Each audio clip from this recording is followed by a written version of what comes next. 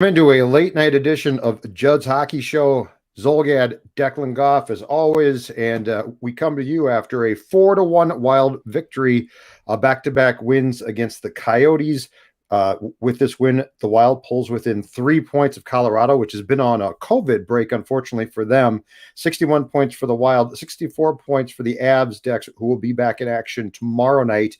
And the Golden Knights are playing right now, and they're at 66 points in 45 games. They'll probably be at 68 in 46 games by the time this night is done. But all right, there was a lot to like tonight, or a few things to like, and there was a lot not to like, which included a start by the Wild that was underwhelming. It sort of looked like they thought they could just sort of show up. Hey, we're playing the Coyotes. We dominate them.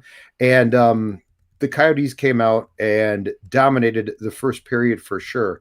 But let's start in goal, because what we saw tonight, and by the way, I still think Kaapo Kähkönen needs to play. Okay. So we both have said that. Like, he needs to play some. That being said, what we saw tonight from Cam Talbot, and I thought this was especially true in the first period, as he made a myriad of great saves. That's the type of goaltending performance that sets the foundation, Declan Goff, for a goaltender to carry you to a playoff series win. Like his play tonight, this is, for all those years that Dubnyk started to scuffle a little bit and allowed weird and bad goals. If Devin Dubnyk's in goal tonight against the Coyotes in that first period, it's 5-rip at the end of one, and that game is done. Cam Talbot stood on his head. And while I don't applaud how the Wild played in front of him, I think if you're the Wild, your takeaway, if you are Evason or Guerin, is you got the type of performance in goal tonight that makes you feel very, very good about what you could get in goal in the playoffs. And how long have we talked about the Wild someday, and this might be it, someday having a goaltender who can basically backstop you and stand on his head to at least a series win. Yep, and I think with Cam Talbot too, look, we've seen guys like Devin Dubnyk come in here and play very, very well. He's stolen games from them before, stolen games for them beforehand, but there is just something different watching Cam Talbot than it is with Dubnyk. And look, Dubnyk has the longevity of success. Cam Talbot has a long way to go to maybe challenge Devin Dubnyk on a lot of the records and a lot of the things that he was able to do during the length of his franchise. But, Judd, I don't know if it's just because he doesn't give up the fluky goal. There is something, even with Dubnyk, even when he was playing at his best, I always was fine going into a playoff series, but I wasn't confident he could steal you a playoff series. The way Talbot's playing right now tells me he can steal you a playoff series. Mm-hmm. Now, you got to win 16 games to get to a cup. Can he steal you a few games and get you a series win? Absolutely. Can he carry the whole shoulder of the load and get you to a Western Conference Finals or get you all the way to the Stanley Cup? That's a different task. But right now, from what I have seen from him, yep, there's a comfortability there that I know he's going to make save after save after save. And to your point, yes, that still means Kaapo has to be rotated in here successfully and in the right ways. But there's something about Cam Talbot when I've been able to just seeing him play every day. It's a different feel from Dubnyk, and it's a better feel. It honestly, mm-hmm. it's a better feel. And even though that's only been, 25, 30 games he's started so far this season, you know he's your number one goalie right now, and you're comfortable going into a playoff series. So I think the key thing about going into the playoffs, Declan, I think the thing is this. There's a difference between a team that can make the playoffs and a team that can advance in the playoffs, right? And it's elements of your team. And it starts ordinarily in goal.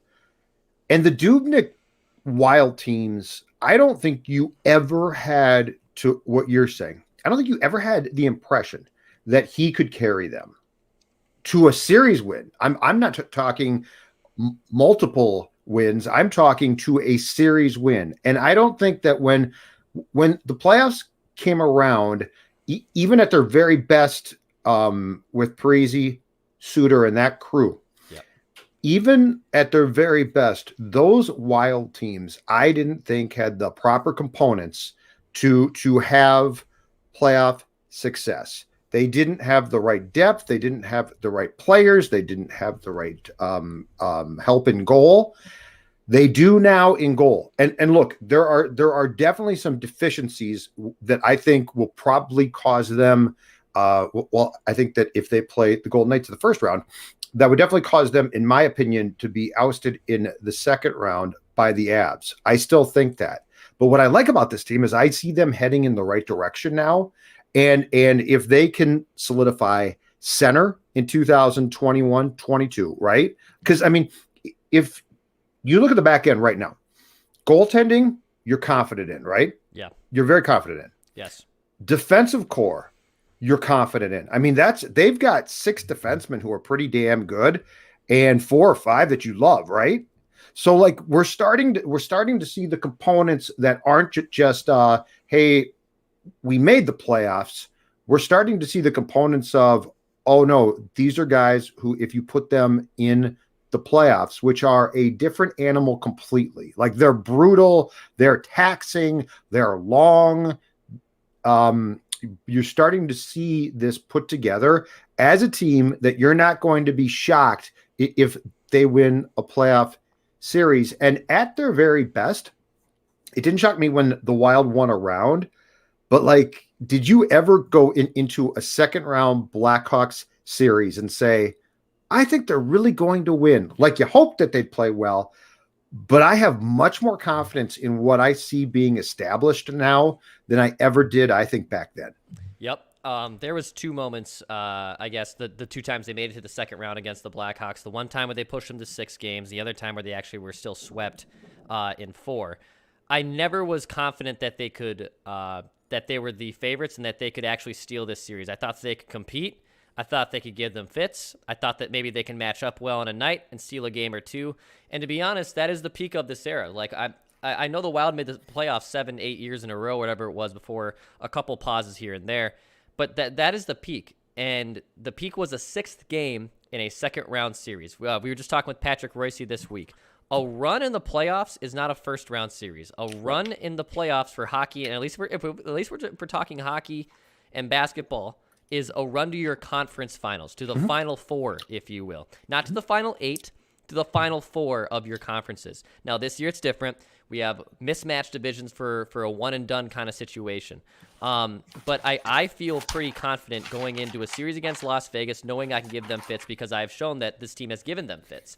If they get to Colorado, now I still think they're going to be overmatched. If that series started tomorrow, I still think they're overmatched. I think Cam Talbot can steal them a game or 2, maybe push it to 5, possibly 6, but I think Colorado walks away with that series win. But I will say this. Let's say it's Vegas, and let's say the Wild upset Vegas and they meet Colorado in the second round. I think it's a completely different ball game then. You're talking about a team that is now has banded together and has won a big playoff series, and with how volatile and how, funny enough, how uncomfortable Colorado probably is with Grubauer and how you could probably expose him, that's your best chance to win that game. Like or Dubnyk. Or Dubnyk. That's for that should matter. Be the too. ultimate, yeah. Yeah. That the funny part with Colorado is it's their goaltending that you could say, you know what? It just takes one or two bad nights from Grubauer, and the Wild can win, or any team for that matter, not just the Wild. Any team can probably steal a series from them. I'm, for the first time, very, very confident that the goaltending has put this team in a position where they can go in and steal a series. And even when Victor Rask, my God, is dragging down Kirill Kaprizov, Kaprizov, by his own damn measure, goes out there and says, no, I'm getting this goal. This goal is mine. I'm going to score it. The 3-1 goal tonight, and I tweeted this as soon as he scored it. The 3-1 goal tonight by Kparizov, I tweeted, he just made in one fell swoop, one series of plays that culminated with that goal. He made about 3 different plays that no one in the 20-year history of this franchise previously could have made. Like, he made about 3 plays. The way he drags the puck, he gets that shot off from the slot like it's nothing. And it's a good shot. But I mean, he changes the angle of his shot like I changed my socks. It's like, yeah, I just changed the angle. I mean, do you know how difficult that is to do? Yeah. The wraparound goal. Do you know how difficult that is to do? His ability to get shots off, like we've talked about, in a phone booth when the stick is right up against his chest. I mean, all of these things. Think about, God bless them, all of the players in the previous 20-year history of this franchise who have worked their asses off to try and be good, or some have. But if you think about this is why I keep coming back to, we deserve this. We deserve this. Us North Star fans got Mike Modano yanked out of town to Dallas. And it's not like it had been a plethora of great players, right? And now it's Modano, and Mike Modano was a generational type of talent. And at the age of 22 or something, he was all of a sudden gone. We deserve Kaprizov. We haven't seen anything like this in forever. And in seeing that goal tonight, which was, and the incredible thing, Dex, is it's 2-1 Wild, and they're going to win. Like, you think to yourself, they're going to win. And Kaprizov is like, no, I'm going to take control right now. Yep. It's so difficult for me to describe, because I've watched so much crap in this town. It's so difficult to describe what it's like to see a guy in a Minnesota jersey do, especially hockey, do those type of things. Yeah. It's really remarkable. Look at the graphic that they showed, the other goalies that he now set. By the way, he passed Marian Gaborik tonight, and it took him 45 games. Now, you and I have mentioned the fact that he was playing in Jacques' system. If Gaborik had full reins, even as a young pup at 19, 20 when he came to the league, if he wasn't playing in a trap system, Gabby probably does score 25, 30 goals. He was suppressed, but he still scored a good amount of goals at a very, very young age.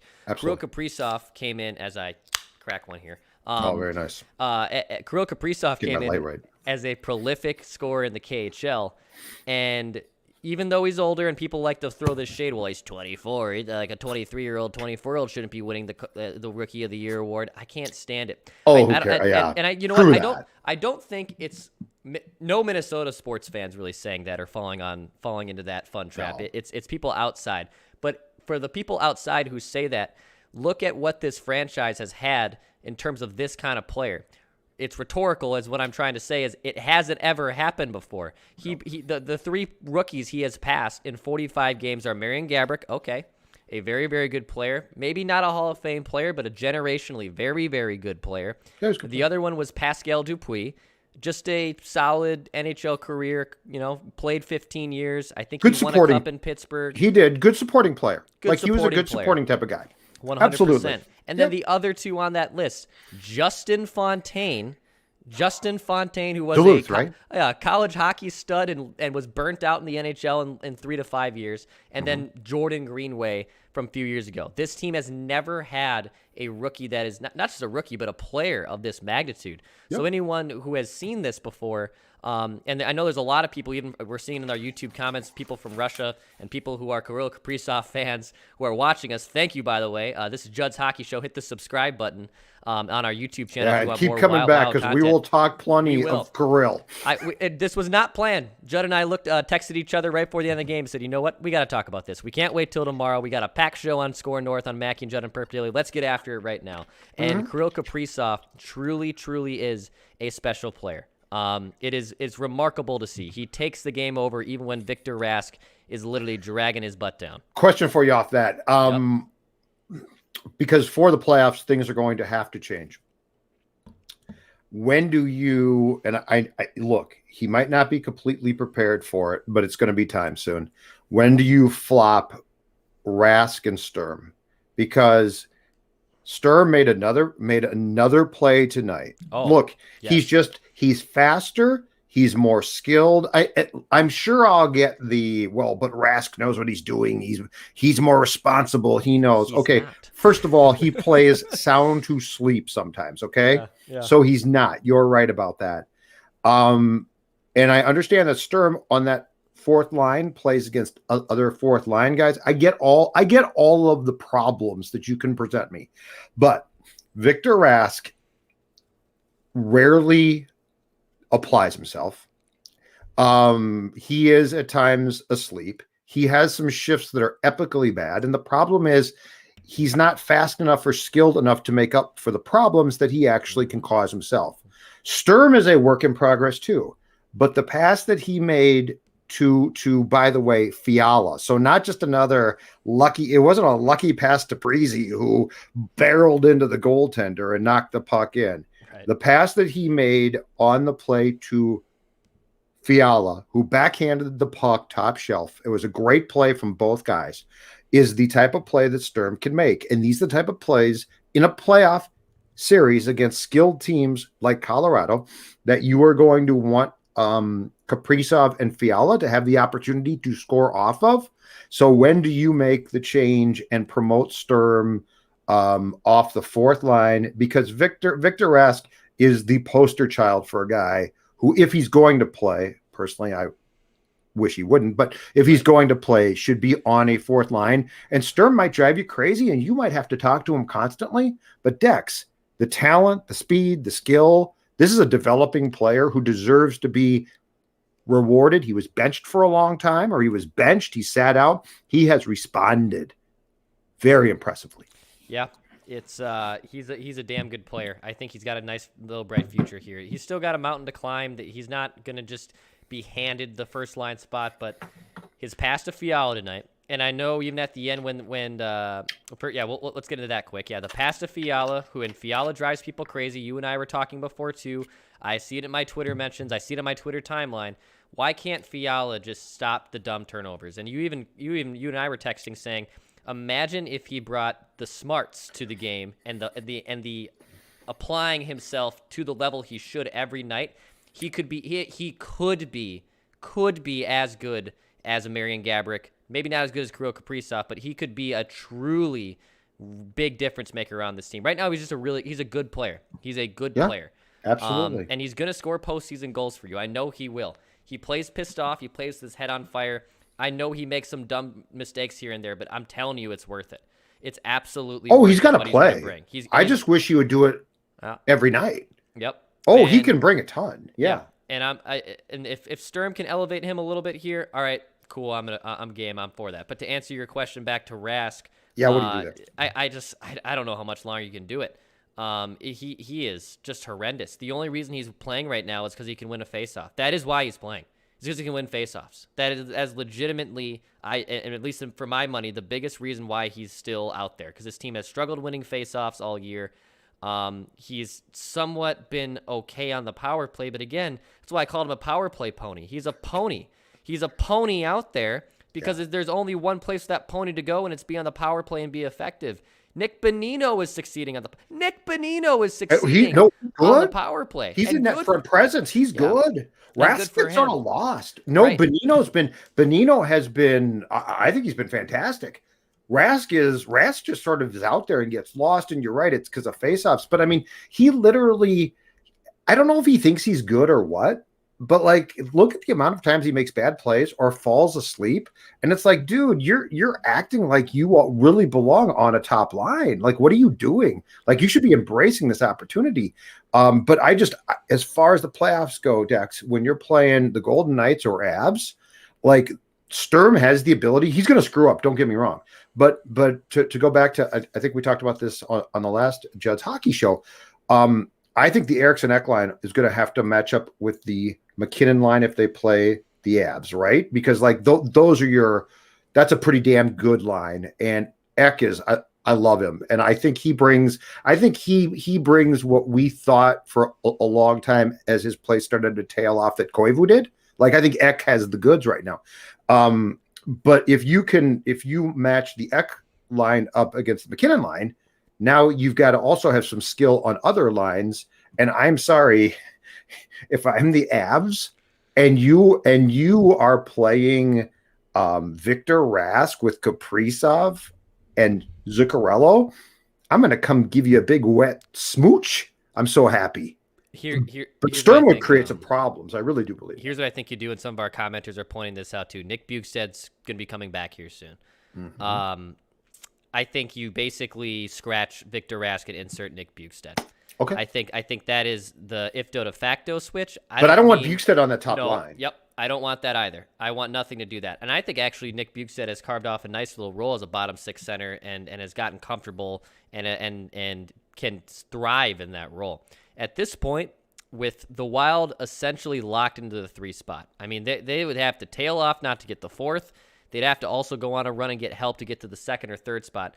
I don't think that's going to happen. So I would rather see Nico Sturm get an elevation spot to see what he can do with the top line. You may as well try it, and especially against the bottom feeders. You know, I know they still got a good amount of games, I think, still against Vegas and St. Louis, but you may as well try this out now. Like, I don't want to throw Nico Sturm first time game 1 of the playoffs against Vegas. That ain't going to happen, right? And that would just be a recipe for a disaster. So try it soon. Scratch Victor Rask and put in Nick Bukestad and go from there.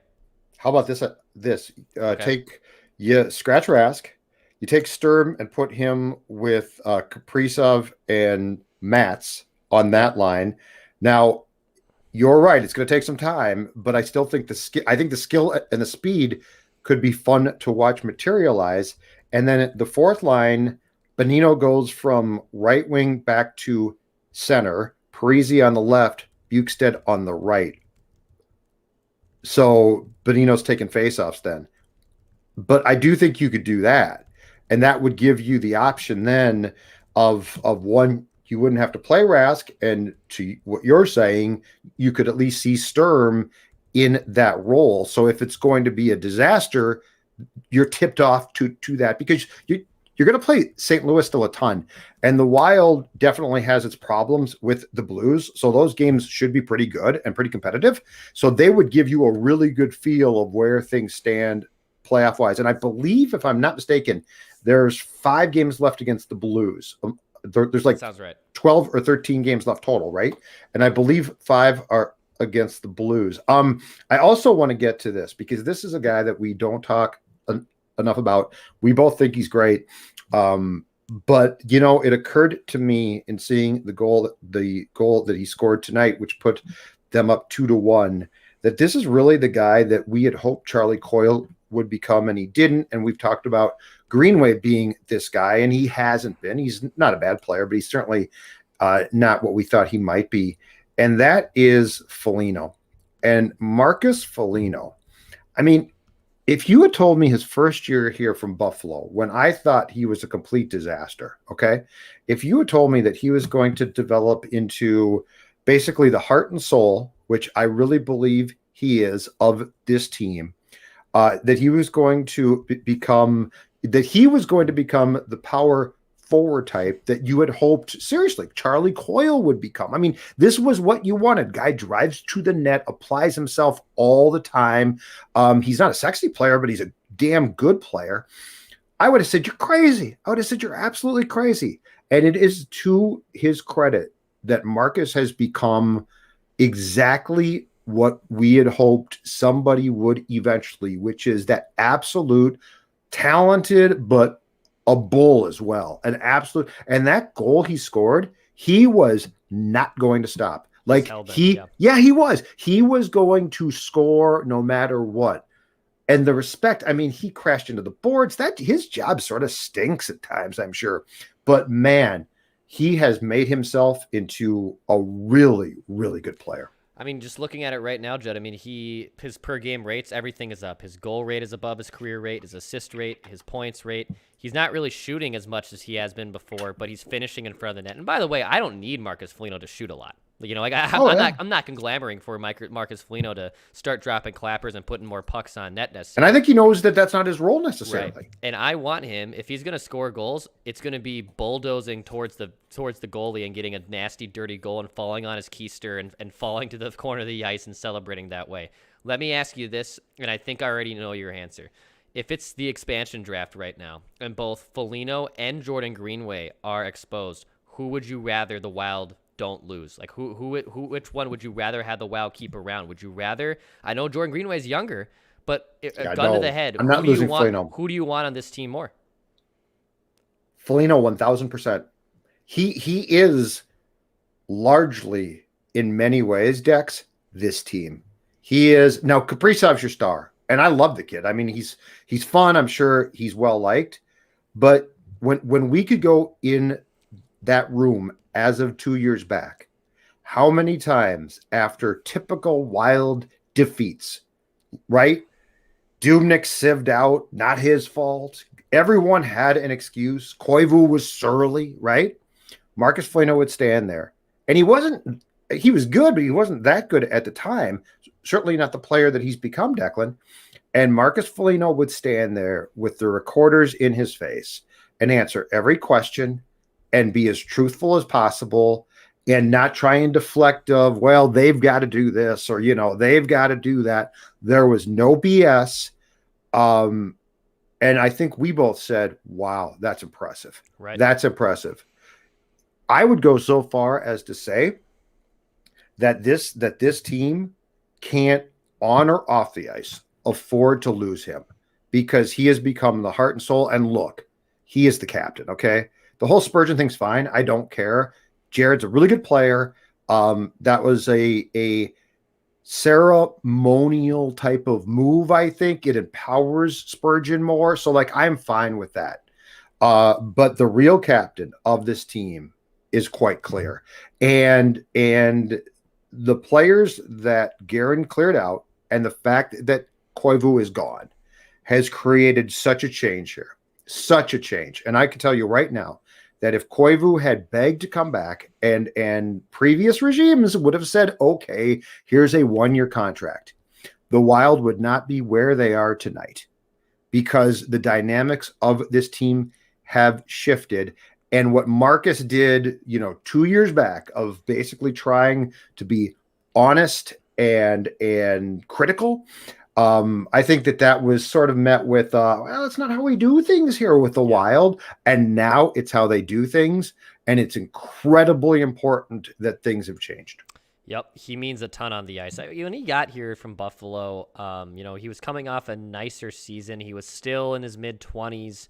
And you thought, okay, let's see what he got here. They immediately signed. He was an RFA when they got his rights, and they signed him to a 4-year deal. It was kind of like a classic Chuck Fletcher, you're going to sign a bottom 6 guy to a 4-year deal? What are you doing? He comes in here that first season. His play is replaceable and not noticeable in a good way. And you thought, oh, great. Well, we got this for 3 more years. This will be fun. Yep. And then all of a sudden something clicked in year 2, and you thought, oh, okay. A nice serviceable player, throws his weight around, isn't afraid to get in front of the net. He's not going to score any sexy goals or score a lot of goals for you, but I can see it. And then that off of the ice chemistry started to develop a little bit. And you went, oh, this is legitimate. And even when you and I have had Bill Guerin on the horn before, on the podcast before, and when we have been able to talk with him about how much Foligno means, when someone like Bill Guerin is praising what Marcus Foligno means to the room and means to the team, he means it. I think Guerin's done a very good job of mastering executive speech, when he's doing interviews. Sure. And he'll talk in circles just like any other front office exec would. But the way he talks about Foligno, I don't think that's fabricated. I don't think that's GM speak. That dude and a player like Bill Guerin who knows what it takes to play at an elite level and to know your role too, because that was his career, knowing his role and knowing what I'm supposed to bring. That's why Marcus Foligno means a whole lot. And that's why I also wouldn't be surprised too if he does get an A. And I know those A's are occupied by 11 and 20 right now. But I wouldn't be surprised. He is an ifdo de facto captain. And whether how much we make a big fuss over who actually has the actual C on the jersey, that's always fun and games, and we can debate it. But Marcus Foligno is the heart and soul of the Wild. And I've changed my tune there because of this, okay? What frustrated me previously was that Koivu thought he was in charge, and I don't think it helped things. So Koivu had a control that to me was counterproductive in a lot of ways because he was surly and I don't really think he in his prime was a good player. I really liked him as a player, but I don't ever think that he was the type of guy who you looked at and said, that's a captain. And so I rebelled against him being captain because as his play declined, it made no sense. Okay. Now Spurgeon's fine. Spurgeon's a damn good player. And I don't think for 1 second that Jared Spurgeon being captain of this team is a counterproductive thing. I think it's absolutely fine. But the real power structure or the real structure of who leads this team to me is really clear. Foligno is the captain. Bonino, Ian Cole. Like those are the guys who have won. Those two have won cups, 4 cups between them, all in Pittsburgh. That's incredibly important. And they have, I think, a calming presence and intensity. I don't think that everybody gets what it takes to win. And you can tell, Dex, when you see guys that get that they do. And so to me, those 3 guys, and especially the guys with cups, are instrumental in how this team plays. And you know what? Tonight's a prime example, because you come out and you do not play well, and you sort of look asleep. Like that was not a, well, they're trying hard. That was wake up. Previous Wild teams go down 4-rip, right? They come out in the second period and they run around, and this is why they became the furious rallies, because they were always like, oh my God, let's try and catch up now, right? And you were like, what are you doing? Look at tonight's game, Dex. First period's lousy, right? But it's still close. Game's still close. Second period, what happens? I guarantee you, Bonino and Cole, Foligno said, wake the bleep up. Doesn't mean that we're going to come out and play a great game, but we are in this game. Our goaltender just stood on his head. Wake up. And what did they do? They escaped with a victory that they in no way, shape, or form deserved. And here's the most important thing that I'm going to say about that. It didn't feel like a fluke. Like it didn't feel like they didn't have 3 pucks go off guys' asses. And you're like, oh my God, I can't believe. No, they came. What did they do? They regrouped. They still didn't play great, but they came back. And that win to me did not feel like a complete fluke. So this is all of what to me has shifted so much in a year or two away from the Wild teams that I used to criticize constantly, and they drove me absolutely crazy. And I felt the dynamics in the room stunk. Yep. I feel like Guerin has done the most important thing, and that is he changed the dynamics in that room. And by doing so, you win a game like you won tonight that you probably shouldn't have won, but you still did it in a professional fashion. The Furious Rallies were not a professional team. They were a ragtag bunch of guys who decided they'd get, no, I'm serious, they'd get kicked in the ass by Boods or by Yo, right? And then they'd be like, okay, now we're back. Now, it's like, no, you're not. This team strikes me as a self-police type of team, and in hockey especially, the intangibles are incredibly important. And that's why I talk about the room. That's why I talk about how hard guys play. And you can see it when they play hard and when they don't. Yeah, they definitely mean a lot to this team in Cole and Foligno and Bonino and Bukestad, and as I do my best LaPanta there. A lot of people were a little confused why you traded Greg Pateryn for Ian Cole, and what are you swapping penalty killing defensemen for penalty killing defensemen for? Why and why is Ian Cole making more money, and why this doesn't make any sense? Why are you doing this? Because Bill Guerin had a plan and knew what it takes to have the right ingredients in that room. And Greg Pateryn, let's be honest, Oaks, and now he's been on his 3rd team. I think he got waived from Colorado. He was got traded to the Sharks. You're right. Yeah, he was a replaceable player. Ian Cole has won a cup before. Nick Bonino has won a cup before. Those are important. The previous core group, I hate going back to it, but the Zucker, Granlund, Coyo, Niederreiter group, it was a nice and fun group, and they were fun to root for, and it was all great and gravy. But then when the leaders were involved also didn't set a great example and had never been there, done that, those guys were set up for failure. They were set up for failure from the get-go. And that's where Fiala and Kparizov are literally excelling, and they have guys in the room like that who can just kind of take that weight off their shoulders. Jared Spurgeon too. Spurgeon, I'm sure, is a quiet leader and quiet captain, but Jared Spurgeon is not going to, all 5'9" of him, and I'm just as tall as him, is not going to stand in front of the room, thump his chest, and say, I need this from you guys every single night, and I need this right now. Just not his style. And that's not a knock on Spurgeon. I'm not trying to say just because Spurgeon isn't that guy, that makes him less of a captain or less of an important player in the room, because I know he's an important player in the room. But the guys like Foligno and Bonino and Cole, they know what it takes to win, and that's why they're here. It's exactly right. Yep. And I mean, this team is so different and so much more positive to watch. And Kparizov too. Here's what I love as well. He works his ass off. He plays like he's on the 4th line at times as far as the work on the boards. I mean, do you know how simple it would be for that kid to just use his skills and be like, yeah, whatever. I mean, he boxes guys out. He goes into the corners and makes plays, and he's strong as an ox. So he comes out with the puck. Like what he does, I cannot say enough as far as the praise goes for what he brings every night. And that's why Fiala is frustrating at times, because you're like, if you even like applied yourself to an nth of that degree, it'd be incredible. But yeah, it's impressive. It's fun to watch. And in this town, we deserve this. That's all. God. No, we deserve this. Yeah, I know. Embrace it, because we deserve this. Do you know how much? Do you know? You too, all of you out there, do you know hockey-wise what we've been watching for 19 years? I mean, one run, 2003, it was premature. It was great fun. But keep in mind, too, in 2003, this sport and this league was nowhere near this fun to watch.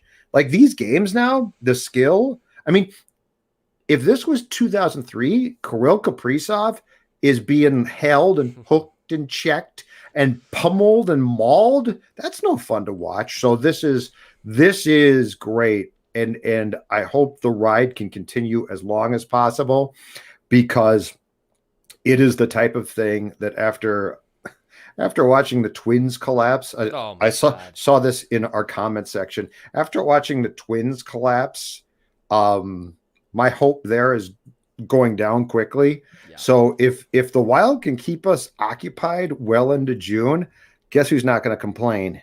You, me, or anybody out there. No, this is good. This is good for we deserve this right now in Minnesota sports. And darn straight. As we're recording this late right now, the Wolves are wrapping up a game, and actually they're making a furious rallies type of comeback here. Apparently, they like to rally. They like to do this a little bit. 120. It's 122 to 121 with 1:04 left. Okay. And Ricky Rubio is still out there.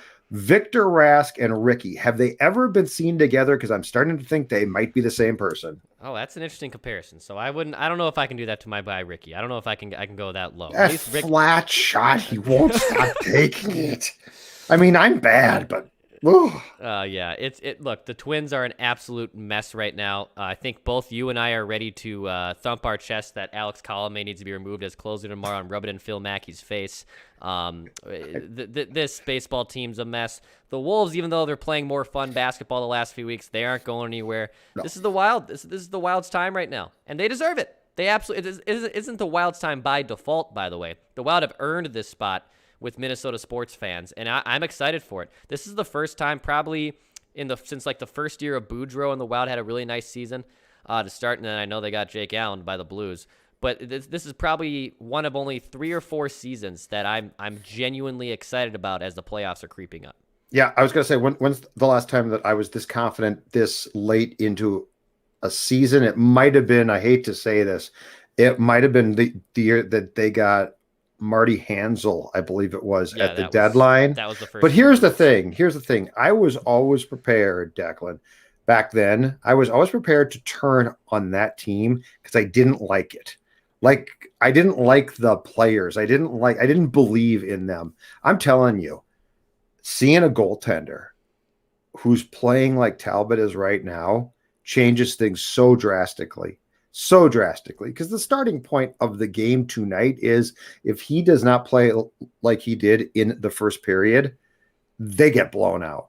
Mm-hmm. They get blown. It's not as bad as, but it's probably, like they give up 9 goals to St. Louis a couple Fridays ago. If Talbot struggles tonight, they give up 7 goals. So anyway. Yep. Big win, and I'm sure that we'll continue these late-night Judd hockey shows as things progress towards the playoffs. And then once the playoffs start, stay tuned for big stuff. Don't know what we're going to do yet exactly, but stay tuned for big stuff. Yeah, okay? I think we'll have some good stuff in the can there as they It's a Wild legend. Yeah, stuff in the can, pun intended. I think both Judd Zolgad and I. And you just know those puck drops are going to be we're going to get the 9 o'clock puck drops. Because we're in the Midwest too. Yeah. We'll get the 8:35, which will become 9 o'clock because the first game will go to OT. Oh yeah. We are in for some late nights. All right, we're done. Declan, do your thing. Pass, shoot, score.